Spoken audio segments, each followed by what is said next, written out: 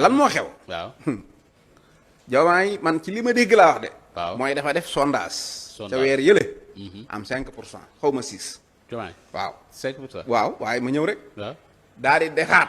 waaw sondage ñëw kaat mu xam ne bu toppee bu toppee sondage yi sero la ko coalition bi jëme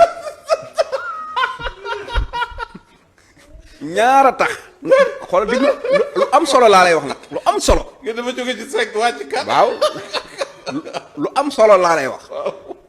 gis nga Diomaye ñaara tax mu def coalition mu defar parti bi. benn bi xam na ne. du ma wax ne benn ñaari tànk yaa ngi ci opposition. waaw waaye wóor na ko ne tànk bi mu am ci pouvoir bu toll noonu la am ci opposition. xam na ko. léegi nag bu àndee coalition di ànd ak coalition ba xëy daanu. waaw moom lan lay téye loxoy kese. waaw dafa créer parti pour bu daanoo am lu mu téye man ci opposé wu. ok téye parti comme ni Ablaye Wade amee PDS am di am député ak di dem ak a ñëw. waaw Macky Sall am APR am. waaw Diomaye dafa bëgg bu daanoo. am kiiraayam téye ko. mu ne am na kiiraay. mu téye ko.